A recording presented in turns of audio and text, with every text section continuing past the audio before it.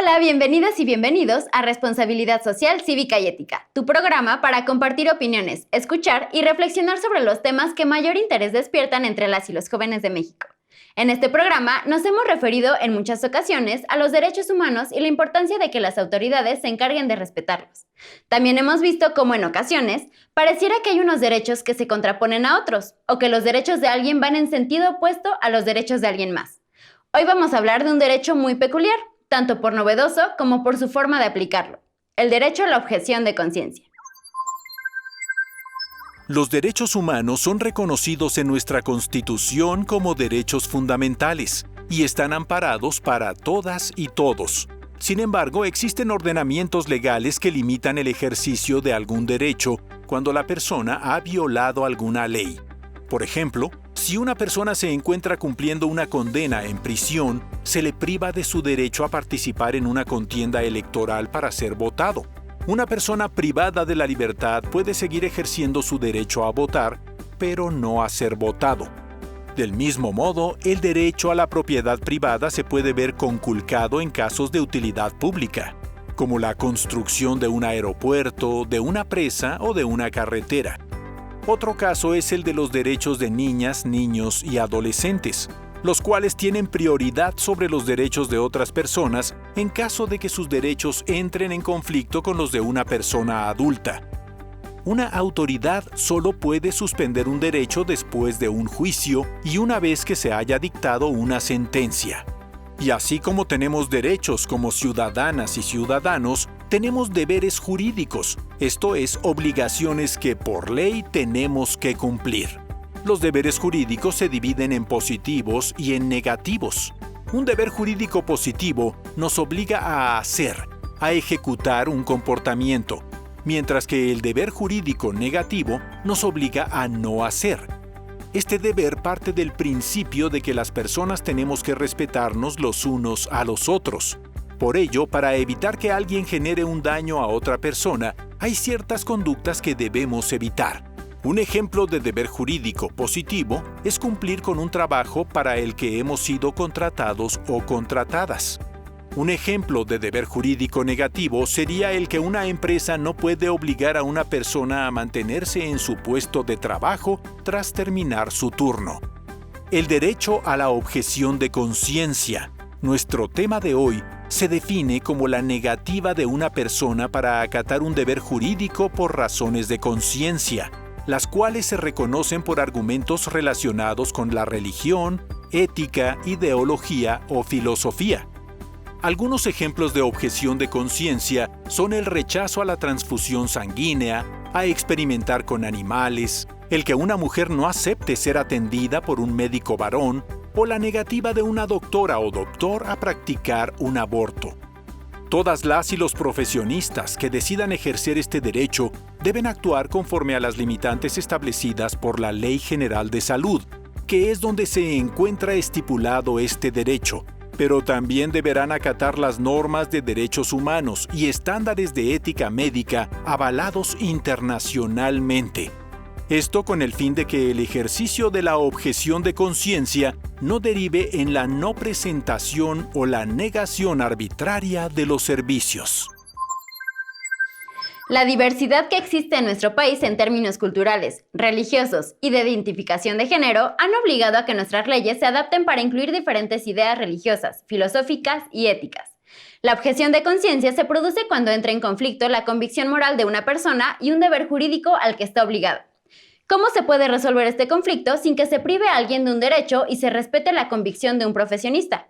Para profundizar en este tema y explicarnos por qué surge el concepto de objeción de conciencia, contamos con una invitada especialista en el tema.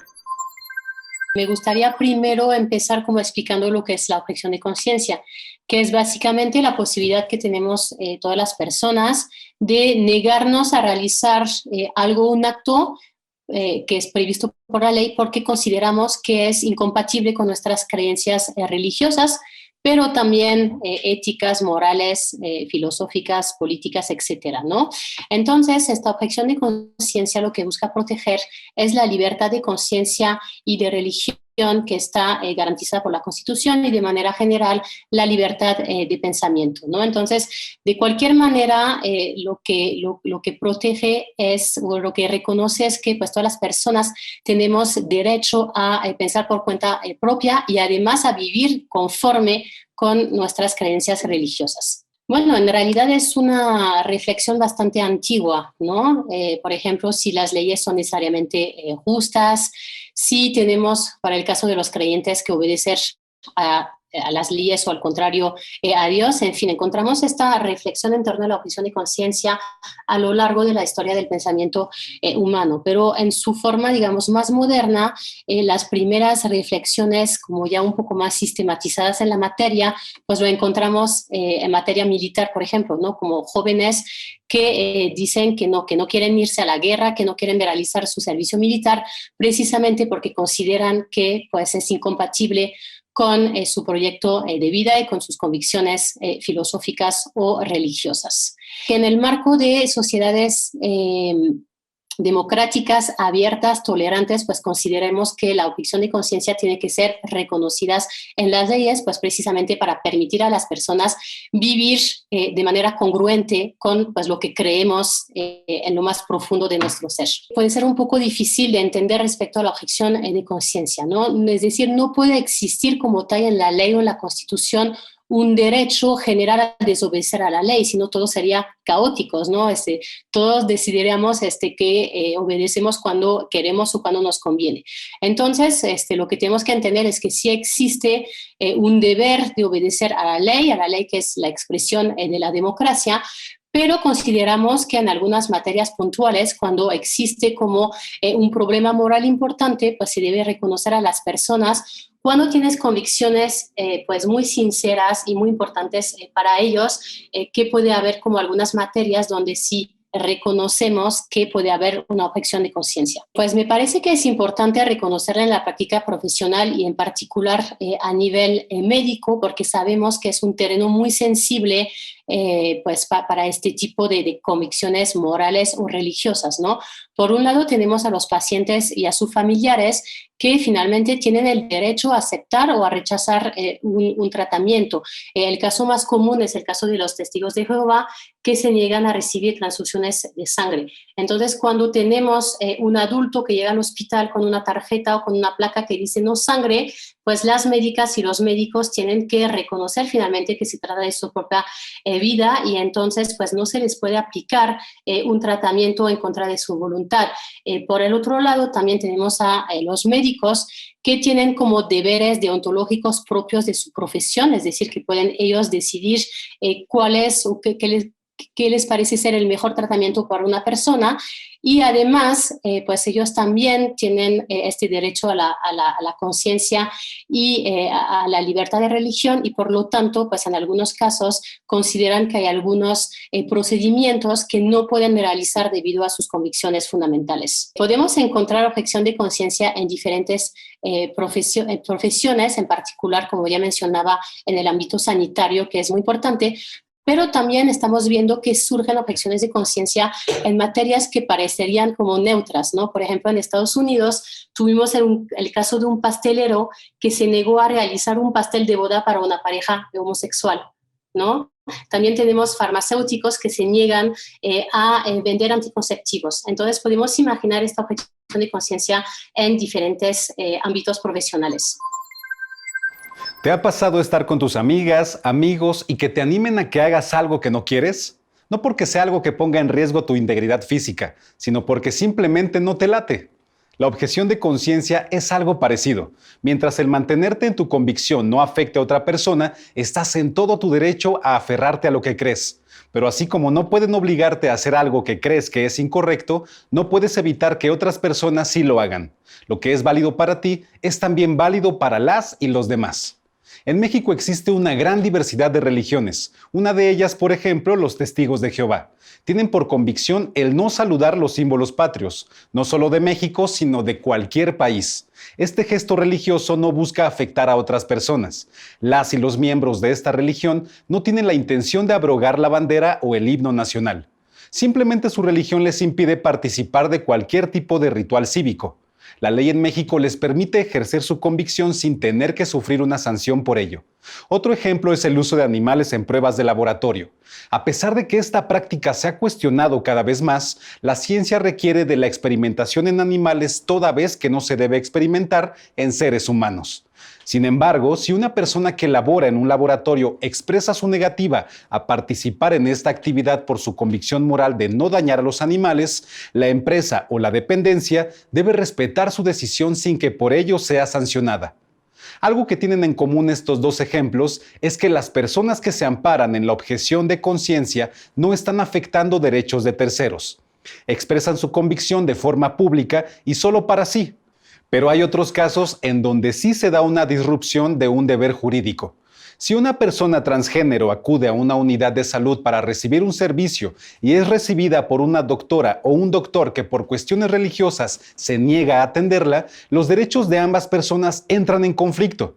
La autoridad debe garantizar el derecho a la salud del paciente sin desplazar el derecho de la doctora o del doctor. Entonces podemos ver que la objeción de conciencia cumple con 4 consideraciones. 1. Es fundamental para la persona objetora, es decir, sus motivos surgen de convicciones religiosas, éticas o filosóficas fundamentales. 2. Entran en conflicto con un deber jurídico, una práctica administrativa o una política pública. 3. Se expresa de manera pública. El objetor de conciencia no busca ocultar el rechazo, sino al contrario, lo hace manifiesto para obtener una dispensa. Y 4. Es privada en el sentido de que no es una acción política, no pretende eliminar la norma rechazada, sino simplemente ser excusado de su cumplimiento. Las autoridades deben ser muy cuidadosas de que el ejercicio de la objeción de conciencia no se preste a actos discriminatorios por motivos de género, de religión, culturales o ideológicos. Es importante asegurar que la objeción de conciencia no sea utilizada para justificar la negación de servicios de salud por creencias personales de las y los profesionales de la salud respecto a métodos anticonceptivos, anticoncepción oral de emergencia, la esterilización o aborto. Algunos de estos servicios deben estar garantizados para las mujeres en algunos estados del país. Sobre esto nos habla nuestra invitada en esta segunda parte de la entrevista. Acompáñenme a verla.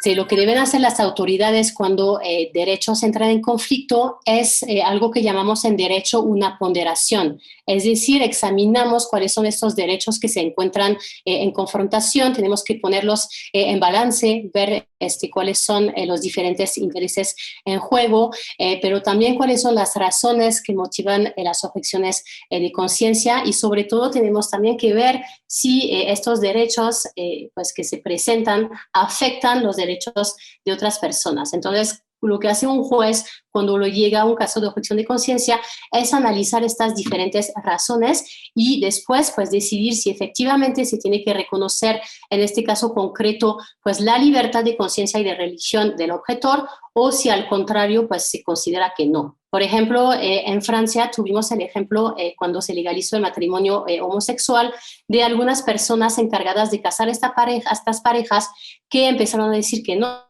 estaban de acuerdo, que iba en contra de sus convicciones morales y pues lo que hizo el juez es no, aquí en este caso tienes que aplicar la ley, ¿no? Y si no estás conforme, pues te vamos a aplicar una multa administrativa, ¿no? Entonces hay algunos ámbitos donde sí es reconocido estas objeciones de conciencia, especialmente en el ámbito sanitario respecto de los abortos, pero en algunas otras situaciones se considera que no, que lo que tiene que prevalecer es la ley común. En materia de aborto, por ejemplo, tenemos claramente un conflicto de derecho, ¿no? Entonces, por un lado, se suele reconocer efectivamente en muchas legislaciones del mundo que las médicas y los médicos tienen un derecho a no participar en un procedimiento de aborto, porque efectivamente consideramos que hay un dilema moral importante, ¿no? Por ejemplo, las personas que consideran que el embrión tiene un derecho a la vida, sabemos que para los católicos hay una prohibición absoluta de participar a este tipo de procedimiento. Pero por el otro lado, pues tenemos a las mujeres que tienen el derecho a poder terminar con un embarazo no deseado. En la Ciudad de México o en Oaxaca lo pueden hacer en las 12 primeras semanas de gestación sin aportar, digamos, una razón en particular, pero en los otros estados de la República, en caso de violación o en caso de malformación grave del feto, de manera general cuando la salud de la madre esté en peligro, ¿no? El problema que tenemos en México es que tenemos una tasa muy alta de objetores de conciencia. Se considera que más o menos 90% de los médicos en todo el país pues se rehúsan a hacer este tipo de intervención, y ahí pues vemos claramente que esta negativa afecta el derecho de las mujeres, ¿no? Tenemos como muchos casos en la República tratándose de niñas que fueron violadas y donde pues se les niega a terminar el embarazo porque les dicen que no hay médicos que quieren participar en este tipo de procedimiento, ¿no? Entonces, lo que tenemos que hacer en estos casos es tratar de contener estas objeciones de conciencia y pues buscar una regulación para que se puedan equilibrar los derechos y los intereses que están en juego. Bueno, en el caso de la Ciudad de México, cuando se legaliza el aborto en 2007, la ley también contempló la posibilidad para los médicos de poder realizar una objeción de conciencia, pero pues también como marcó algunas condiciones y limitantes, ¿no? En la Ciudad de México, cuando un médico no quiere hacer este procedimiento, tiene que enviar a su paciente a un médico no objetor. También lo que nos dice la ley es que un médico, una médica, no puede negarse a realizar un aborto cuando la salud de la mujer corre peligro. Y algo que me parece también muy importante que garantiza la ley es que que las autoridades públicas siempre tienen que tener identificados algunos profesionales de la salud que sí pueden realizar este procedimiento. Hace un par de años tuvimos un caso en Aguascalientes de una adolescente que había sido violada y que resultó embarazada. En Aguascalientes le dijeron que pues, no podían terminar con su embarazo porque no había ningún médico en la entidad federativa que aceptara hacer este tipo de procedimientos. Entonces llegó el caso ante un juez y el juez dijo que no, que era la obligación de las autoridades encontrar un médico, ya sea dentro o fuera de la entidad federativa. Entonces, finalmente llevaron a esta niña a abortar en la Ciudad de México, pero lo que me parece importante es que a raíz de esta sentencia se contrató en Aguascalientes a 2 médicos del sector privado que puedan realizar este tipo de servicio cuando exista la demanda. Pues además de los médicos, finalmente, pues todas las personas podemos ejercer la objeción de conciencia, ya seamos simples ciudadanos. Por ejemplo, también los testigos de Jehová pues se niegan a participar, por ejemplo, en las casillas electorales o a ser jurado en los juicios. En fin, podemos encontrar como este fenómeno en diferentes ámbitos de la vida, ¿no? A mí lo que me parece lo más desafiante es cuando un servidor público es el que pues hace esta objeción de conciencia, ¿no? Porque finalmente su papel, su función es servir la ley y la ciudadanía, y lo que vemos en los hechos es pues algunos servidores públicos que privilegian sus propias creencias particulares y que finalmente terminan imponiéndole a toda la ciudadanía. Bueno, ahí creo que la respuesta es bastante sencilla, ¿no? Como ya lo expliqué, una empresa, una dependencia pública no puede realizar a título institucional una objeción de conciencia porque finalmente esta objeción surge en el foro interno de los individuos. Es una decisión personal que se basa en las propias convicciones religiosas, morales, éticas de la persona, ¿no? Entonces, una dependencia pública pues no puede objetar a título institucional o colectivo, precisamente porque pues es un reflejo del Estado, el cual pues tiene su propia normatividad y tiene que aplicarla al conjunto de la ciudadanía. Lo que hemos visto desafortunadamente en México es que en los hechos pues sí se da este tipo de objeciones de conciencia institucional. Hubo un caso muy sonado hace unos años de una niña, Paulina, que fue violada a la edad de 13 años en su domicilio en Baja California, y cuando llegó al hospital para hacer valer pues, la posibilidad de terminar con este embarazo, ahí le empezaron a dar una serie de pretextos para pues, no practicarle este aborto. La dieron de alta y no habían hecho nada. Le mandaron a mujeres de asociaciones de pro vida para enseñarle como videos y fetos muy violentos, pues de fetos abortados. Incluso se dice que el obispo también como participó para tratar de hacerla desistir de esta elección. Y ya después fue un caso que llegó al Sistema Interamericano de Derechos Humanos, que es como el mecanismo de protección de los derechos humanos a nivel de las Américas, y ahí pues el director del hospital trató de justificarse diciendo que había hecho solamente uso de su derecho legítimo a la objeción de conciencia, cuando pues en realidad había exigido a todos los médicos del hospital de no practicar la intervención a Paulina, ¿no? Entonces tenemos como una serie de casos en México donde en los hechos vemos que hay como bloque, se hace como objeción de conciencia colectivo para impedir el acceso a derechos. ¿Cómo pueden uniformizarse los criterios a nivel federal? Efectivamente, es una pregunta un poco compleja en el marco del sistema federal mexicano, puesto que cada estado tiene sus propios lineamientos en la materia, ¿no? Especialmente en el caso del aborto.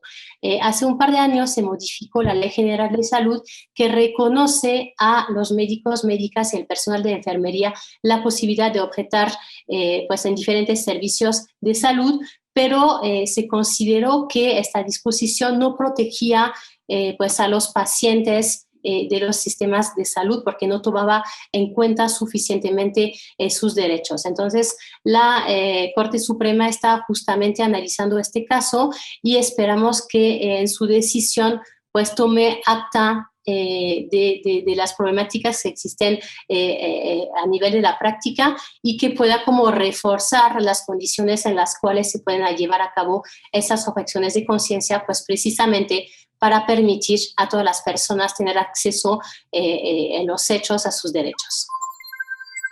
Muchas gracias a la doctora Capdeville por su tiempo y por compartirnos su conocimiento sobre el tema. Las instituciones y todo el personal de salud son responsables de que la objeción de conciencia no se traduzca en una justificación para que las mujeres accedan a los servicios de salud sexual y reproductiva que requieren y que con ello se vulneren sus derechos o se ponga en riesgo su salud e incluso su vida.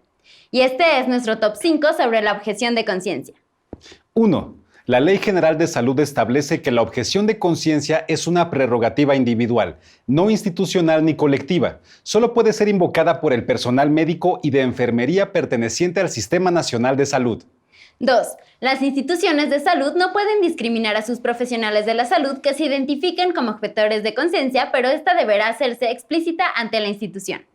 3. Cuando el ejercicio de la objeción de conciencia entre en conflicto con los derechos de las personas usuarias de servicio de salud, la persona objetora está obligada a referir a las y los pacientes con otra u otro profesional de la salud que pueda proveer el servicio requerido. 4. Las unidades de salud tienen la responsabilidad de organizar sus servicios de forma que se garantice la presencia de personal médico y de enfermería capacitado no objetor.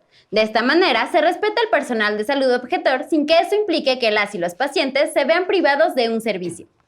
5. De acuerdo con la Ley General de Salud, las y los profesionales de la salud no pueden objetar participar en las prestaciones de un servicio de salud cuando la objeción de conciencia ponga en riesgo la vida de la persona o se trate de una urgencia médica. El derecho al respeto a la libertad de conciencia de las y los profesionales de la salud no implica un derecho a negar la presentación de los servicios de salud reconocidos por la ley y para todas y todos. Los servicios de salud deben ser brindados siempre bajo criterios científicos y no conforme a creencias personales. La objeción de conciencia debe ejercerse con mucha responsabilidad por parte de las y los doctores y personal de enfermería, para que siempre se respete el derecho de las personas a la salud. No olvides enviarnos tus comentarios y opiniones a nuestras redes de Jóvenes en TV. Comparte con nosotros tus experiencias y reflexiones y también puedes proponer algunos temas que te gustaría que abordáramos. Visítanos en jovenesencasa.cep.gov.mx. Únete a la comunidad de Jóvenes en Casa y vuelve a ver los programas de Jóvenes en TV en el canal de YouTube que aparece en pantalla. Por hoy es todo. Muchísimas gracias a todas y todos quienes nos acompañaron y a quienes nos ayudan a hacer posible este programa. Pensemos en acciones para el mejor ejercicio de nuestros derechos y libertades. ¡Hasta luego!